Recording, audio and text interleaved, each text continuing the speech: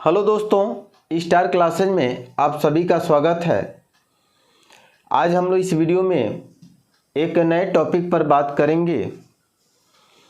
जैसा कि आप देख रहे होंगे, हमारा जो पहला टॉपिक है वह है किसी चालक तार की प्रतिरोध की निर्भरता। किसी चालक का प्रतिरोध है किस पर डिपेंड करता है, इन सभी बातों पर हम आज अध्ययन करने वाले हैं। तो हम आपको बता दें कि किसी भी चालक की विद्युत जो प्रतिरोध होती है, किसी भी विद्युत चालक की जो प्रतिरोध होती है वह निम्न कारकों पर निर्भर करता है। पहले नंबर पे उस तार के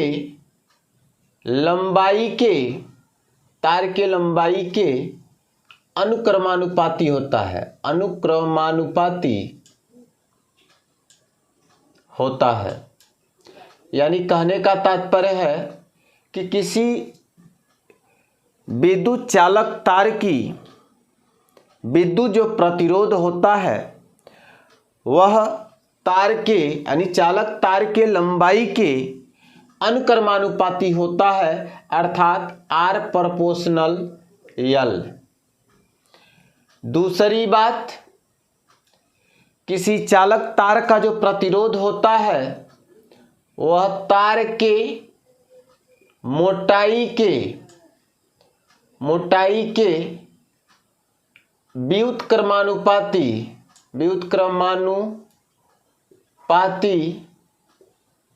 होता है, अर्थात R प्रोपोर्शनल टू 1/A। यहाँ ध्यान दीजिएगा कि तार के मोटाई पर अर्थात अनुप्रस्थ काट के क्षेत्रफल, ठीक है, A। यानी किसी विद्युत चालक का जो प्रतिरोध होता है वह तार के लंबाई के अनुक्रमानुपाती होता है। दूसरी बात, तार के अनुप्रस्थ काट के क्षेत्रफल अर्थात तार के मोटाई के व्युत्क्रमानुपाती होता है, R प्रोपोर्शनल 1/A। तीसरी बात, चालक या तार के पदार्थ के प्रकृति पर लिखना, तार के पदार्थ के प्रकृति पर निर्भर करता है। किसी चालक तार का जो प्रतिरोध होता है उसका जो प्रतिरोध होता है वह तार के पदार्थ के प्रकृति पर डिपेंड करता है कि वह तार किस पदार्थ का बना हुआ है। हर तार का प्रतिरोध यानी हर तार का जो प्रतिरोध होता है वह अलग अलग होता है जब वह किसी भिन्न भिन्न पदार्थ से बना हुआ हो। तीसरी बात के बाद चौथी बात आप याद रखिएगा, तार का प्रतिरोध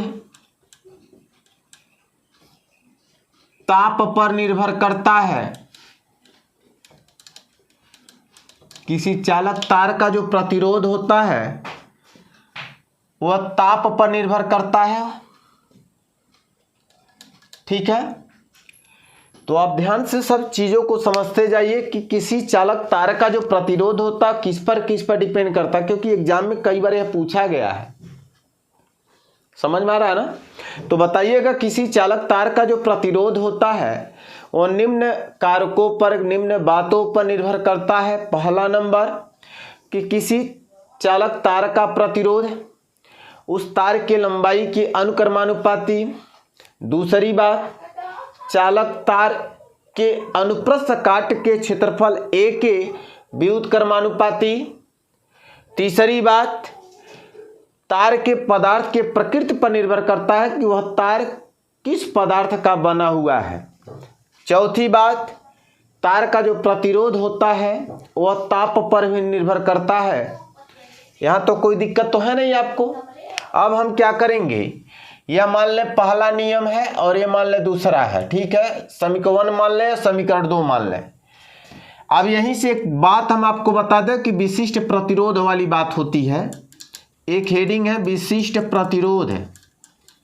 विशिष्ट प्रतिरोध क्या होता है, तो हम सोच रहे हैं कि यही बता दें। हम समीकरण 1 एवं 2 को लें। समीकरण 1 एवं 2 से R प्रोपोर्शनल क्या है, L है। चलिए इसको ऐसे लिख देते हैं, R प्रोपोर्शनल, यहां देखिए L है, नीचे A है, यानी L बाई क्या लिख सकते हैं, A होगा। R हो जाएगा, प्रोपोर्शनल के साइन को हटा दिया जाए, उसके चिन्ह को रिमूव कर दिया जाए, तो हम क्या करते हैं कि नियतांक लगाते हैं। नियतांक के रूप में यहां क्या लगाएंगे, रो, ठीक है। जहां यह रो जो है एक नियतांक है, जी लिख दे रहे हैं, जहां रो एक नियतांक है जिसे चालक का विशिष्ट प्रतिरोध कहते हैं।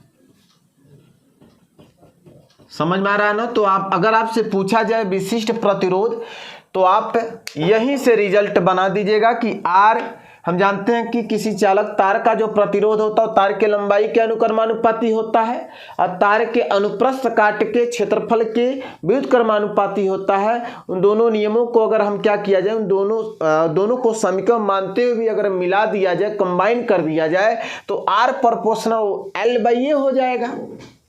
जैसे ही प्रोपोर्शनल के साइन को हटाएंगे तो एक नया नियतांक लगाएंगे। तो यहाँ जो नियतांक लगाया जाता है, रो लगाया जाता है, ठीक है, जिसे क्या कहते हैं हम लोग, चालक का विशिष्ट प्रतिरोध कहते हैं। समझ में आ रहा है।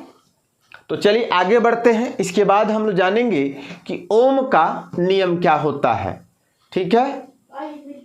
अब हम जानेंगे कि ओम का नियम क्या होता है। तो आपको बता दें, ओम ने बताया था कि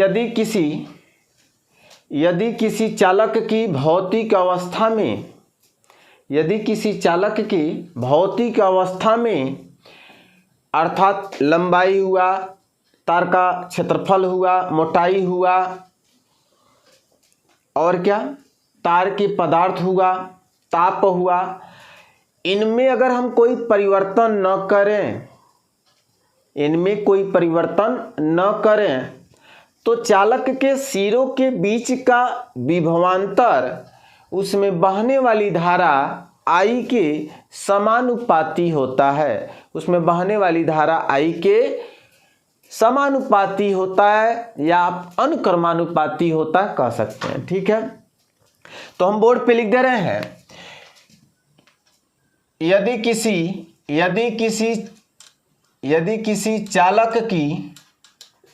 किसी चालक के भौतिक अवस्था में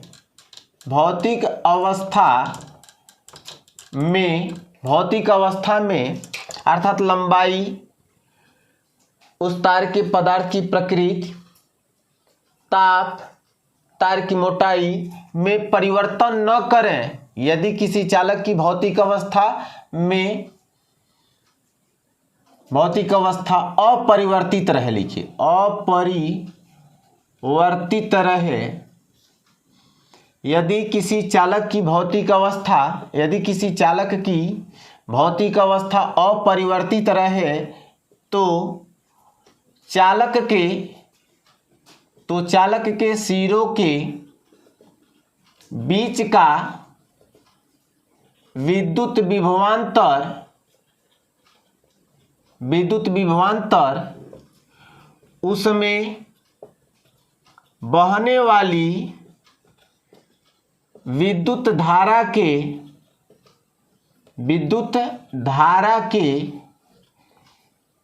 अनुक्रमानुपाती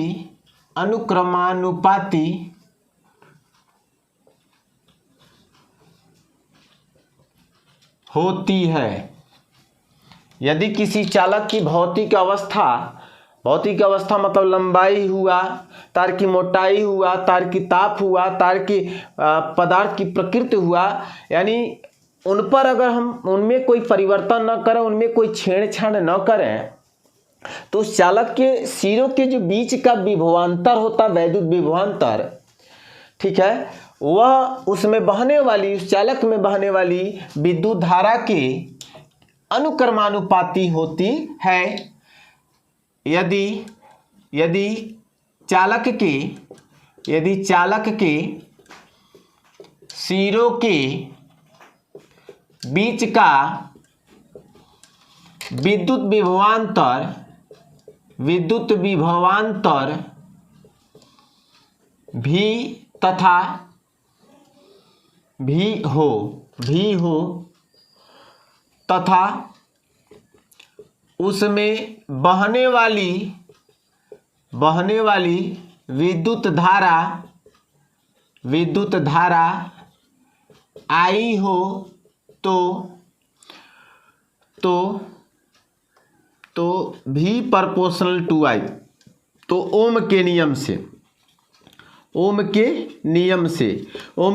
क्या हो जाएगा, भी प्रोपोर्शनल टू आई, यानी कि जो बहने वाली यानी चालक के सिरों के जो बीच का विभवांतर होगा वह उसमें बहने वाली धारा आई के क्या होगा, अनुक्रमानुपाती होगा। ठीक है, अब क्या करेंगे, हम प्रोपोर्शनल को जैसे ही रिमूव करते हैं तो एक नया नियतांक लगाते हैं। ठीक है, तो यहाँ जो नियतांक लगाया जाता है वह आर लगाया जाएगा। ठीक है, आप इसको लिखना चाहें तो आप ऐसे आई को यहाँ लिख दीजिए और यहाँ आर लिख दीजिए बगल में यहाँ नियतांक। क्या लिख दीजिए, नियतांक। ठीक है, तो कह सकते जहां आर एक क्या है, नियतांक है, जहां आर एक नियतांक है जिसे चालक का क्या कहते हैं, विद्युत प्रतिरोध कहते हैं, जिसे चालक का विद्युत प्रतिरोध कहते हैं, जिसका मान तार के लंबाई, तार के मोटाई, यानी अनुप्रस्थ काट का क्षेत्रफल हुआ, तार के मोटाई, ताप, तार के पदार्थ के प्रकृति पर निर्भर करता है। ठीक है, तो ओम का नियम अगर आपसे पूछा जाए तो क्या जवाब देंगे, ओम के नियम के अनुसार, या अर्थात लिख सकते हैं इस नियम के अनुसार, यहाँ एक लाइन जोड़ दीजिएगा, इस नियम के अनुसार यदि किसी चालक की भौतिक अवस्था में कोई परिवर्तन न करें, अर्थात चालक की भौतिक अवस्था अपरिवर्तित रहे, तो चालक के सिरों के बीच का विद्युत विभवांतर, उसमें बहने वाली धारा आई के अनुक्रमानुपाती होती है, आप लिख सकते हैं। ठीक है, यदि किसी चालक के सिरों के बीच का विभवांतर क्या हो, भी हो, और उसमें बहने वाली धारा आई हो, तो ओम के नियम से जो वैद्युत विभवांतर होगा वह धारा आई के क्या होगा, अनुक्रमानुपाती होगा।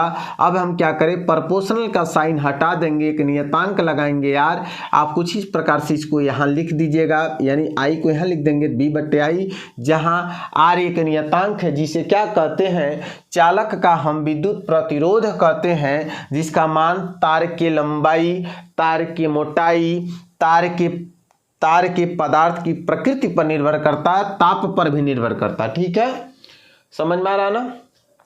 तो इसी वीडियो में इतना ही, अगली वीडियो में हम आपके सामने एक बार और रूबरू होंगे एक नए टॉपिक के साथ।